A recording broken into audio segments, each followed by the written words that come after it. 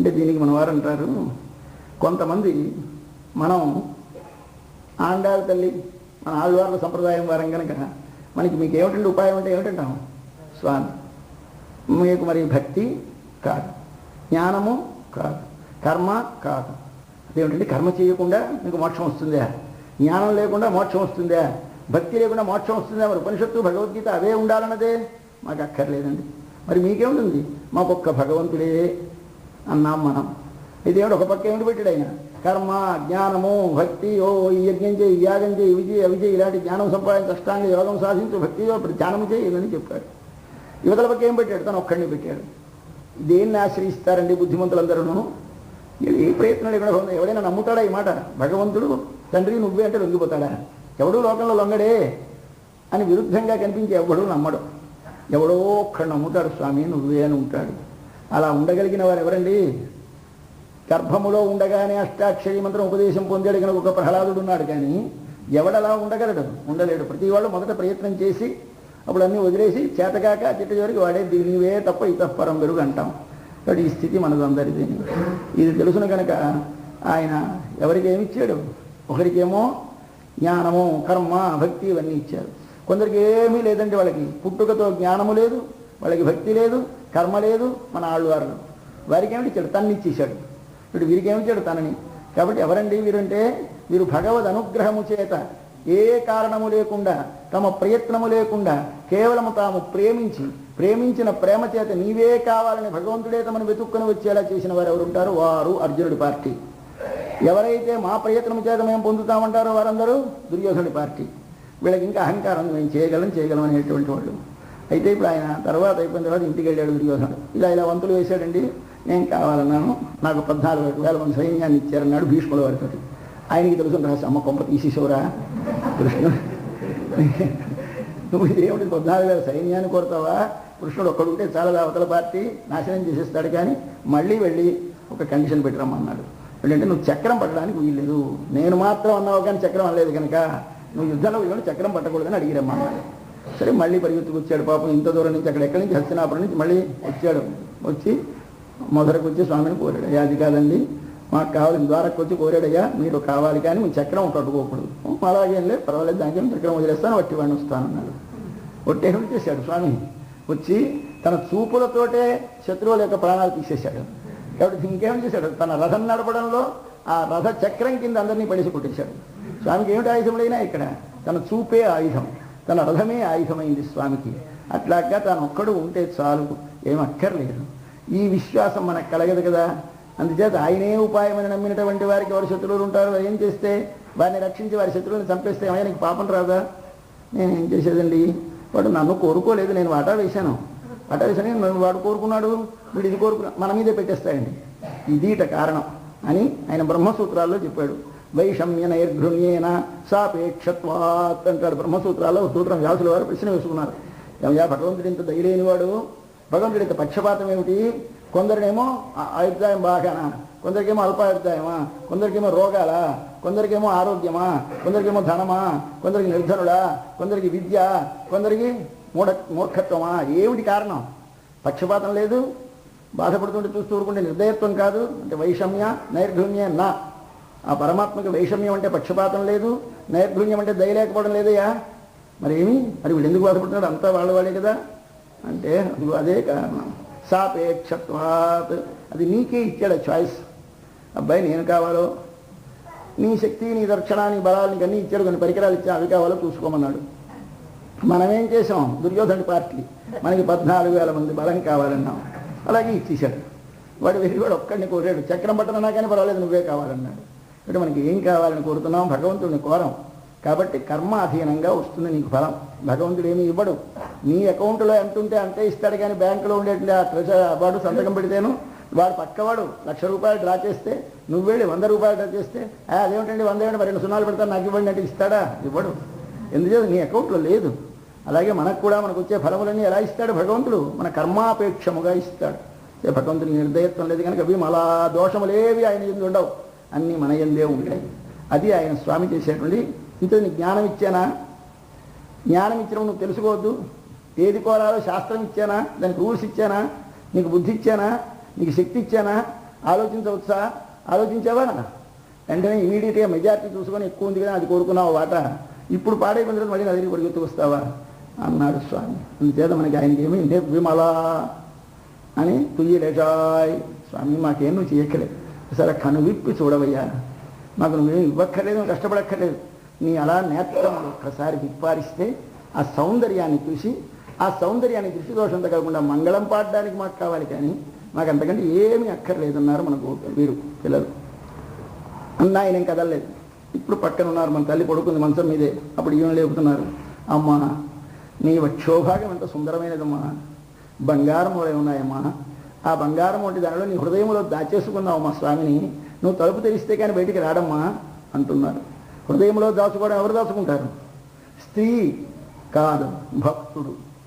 హృదయంలో తన ప్రేమతో ఆయన తన వైపు మోహపడేలా చేసేది స్త్రీ యొక్క వక్ష సౌందర్యము, హృదయ పై భాగమందు ఉండే సౌందర్యము పురుషుణ్ణి వశపరుచుకుంటుంది. భగవంతుని ఏది వశపరుచుకుంటుంది?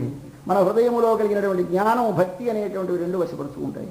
కాబట్టి అవి బంగారంలా మెరవాలి. ఏమిటో మెరవాలి? జ్ఞానము మెరవాలి, భక్తి మెరవాలి.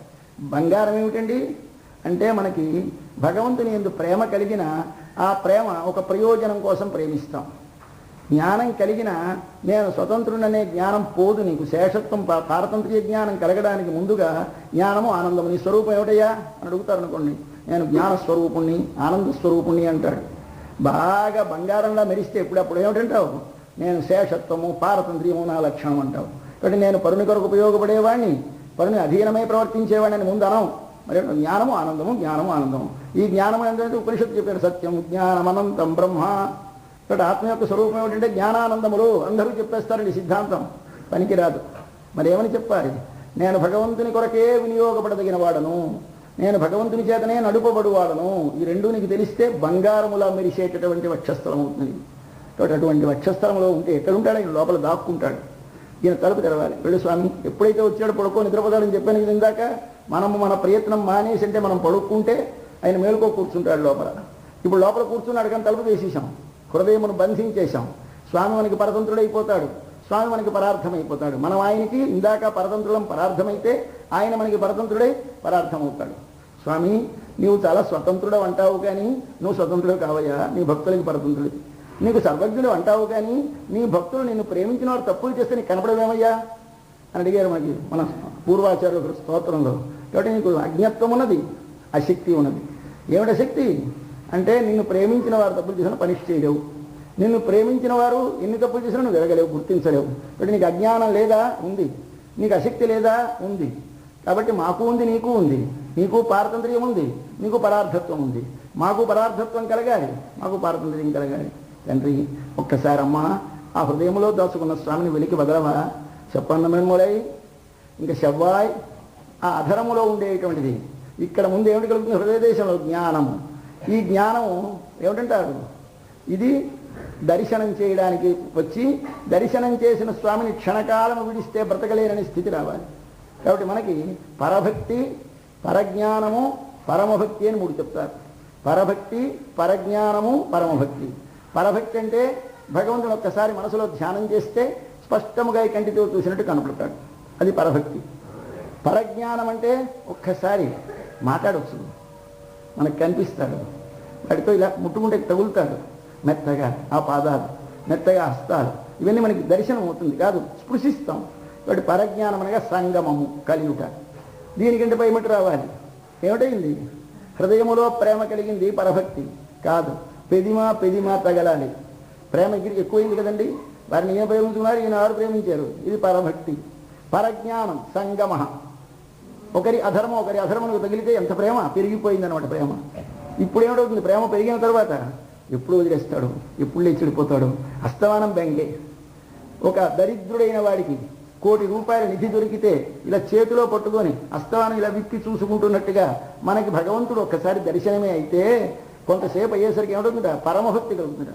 పరమభక్తి అంటే పునర్విశ్లేష భీరుత్వం. మరల స్వామి విడిచిపుడితే నేను బ్రతకలేను ఎలాగుంటుంది? ఊగిపోతూ ఉంటుంది మన బెంగ.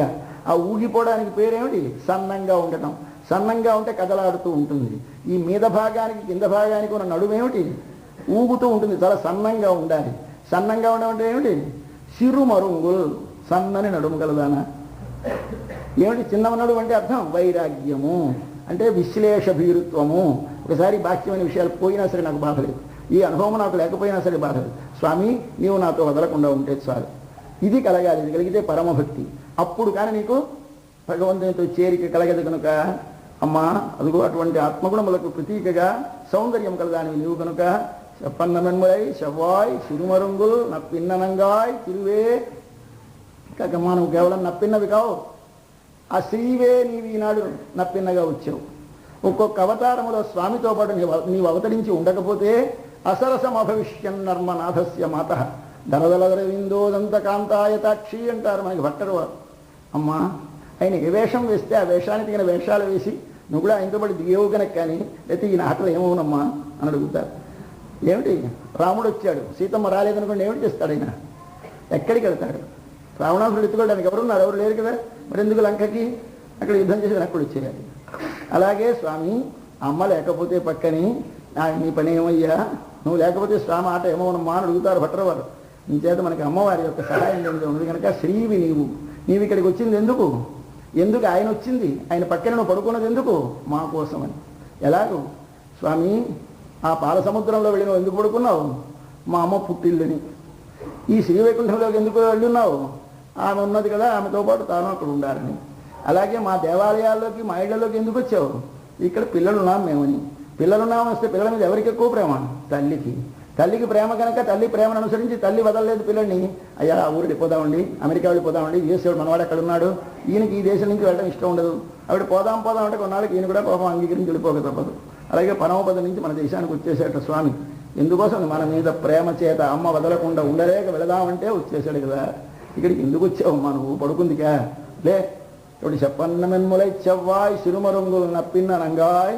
నువ్వు తిరువే, నువ్వు శ్రీవే, తుయ్యలెషాయ్ నువ్వు మేల్కొను. అంటే ముందు ఎవరు మేల్కొనాలి మనకి? స్వామి కాదు, జ్ఞాపకం పెట్టుకోండి. ముందు శ్రీ మేల్కొంటే తర్వాత స్వామిని మేల్కొలుపుతుంది ఆమె. ఎవరు శ్రీ అంటే? పురుషకారము. ఈమె ఘటకురాలు.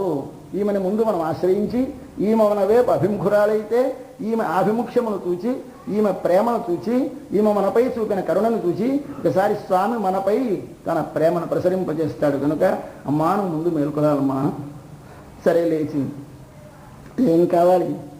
మాకేం అక్కర్లేదు స్వామి, మొహం చూసుకుందికి అద్దం లేదు, చెమట పట్టేస్తుంది విసురుకుంది, ఫ్యాన్ లేదు, మాకు ఫ్యాన్ కావాలి, మాకు అద్దం కావాలి. ఎందుకు మీకు ఇప్పుడు అవి? మమ్మల్ని స్నానం చేయించాలి కదమ్మా. స్నానం చేస్తే ఏముండాలి? వెంటనే ఏమిటి చేస్తాం మనం అందరం? టాయిలెట్ రూమ్కి వెళ్తాం, ఇక్కడ ఎదురుగా మిర్రర్, దానికి ఎదురుగా నిలబడతాం, వెంటనే మీద ఫ్యాన్ స్విచ్ నొక్కేస్తాం. స్నానం చేసి రాగానే ఫ్యాన్, మిర్రర్, ఇదే మనం రోజు చేస్తున్న పనులే. ఇది బయట కాదు, లోపల చెయ్యాలి. లోపల ఏమిటి కావాలి నీకు? ఒక అద్దం కావాలి, ఒక ఫ్యాన్ కావాలి.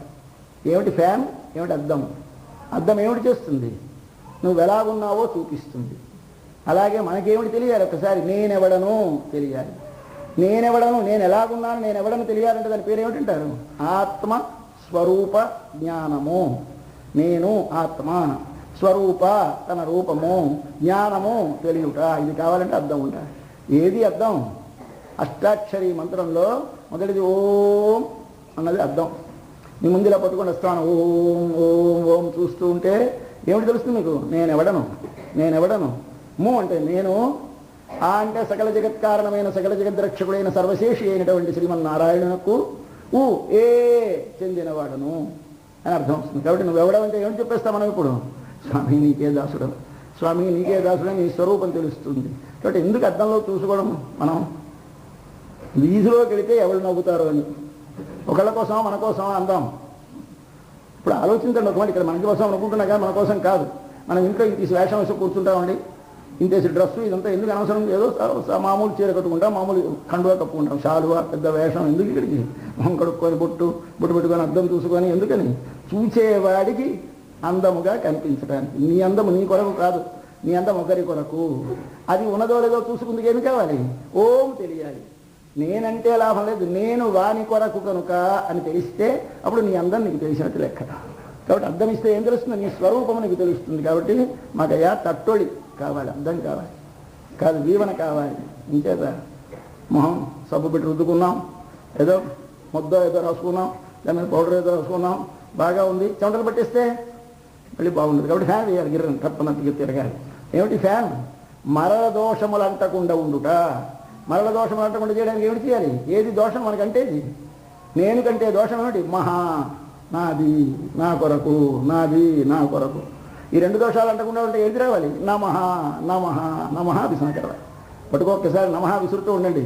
ఒకసారి అద్దంలో చూసుకోండి. ఓం అంటే నేను ఎవడను, నమః అంటే నేను నా కొరక, నేను స్వతంత్రుడనా కాదు. ఈ రెండు మనకి తెలియడానికి ఏమిటి రావాలి? ఓం తెలియాలి, నమః తెలియాలి. ఇగో ఇద్దండి మనం చేసే పూజ. ఏమిటి చూస్తున్నాం? ఓం కేశవాయ నమః, ఓం నారాయణాయ నమః. ఏమిటి నమః? ఓం ముందు చివర ఎందుకండి? ఉక్కమం తట్టొడియం. అద్దం విసనకర్రాను. ఒకటి అద్దం, ఒకటి విసనకర్ర. ఏది అద్దం?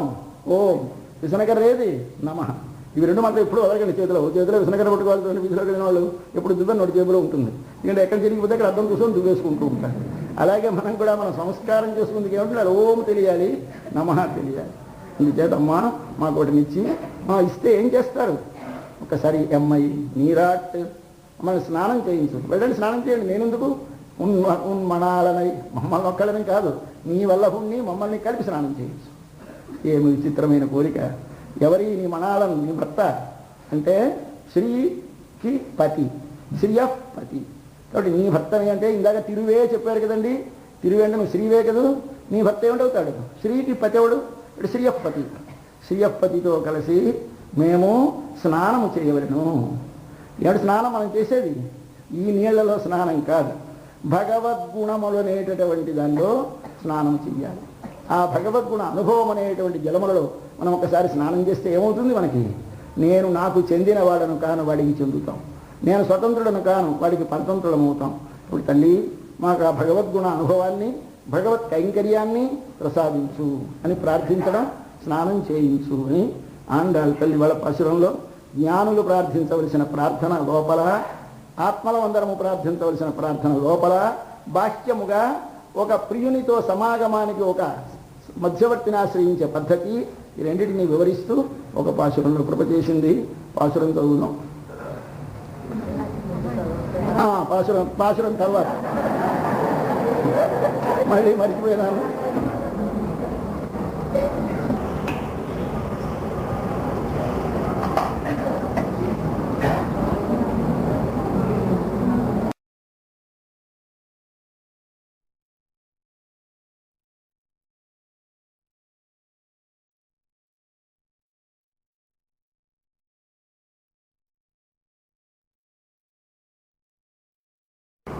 శ్రీ శ్రీ శ్రీ త్రిదండి శ్రీమన్నారాయణ రామానుజ చిన్నజీర స్వామి వారి చరణారవిందములకు అంజలి ఘటిస్తున్నాం.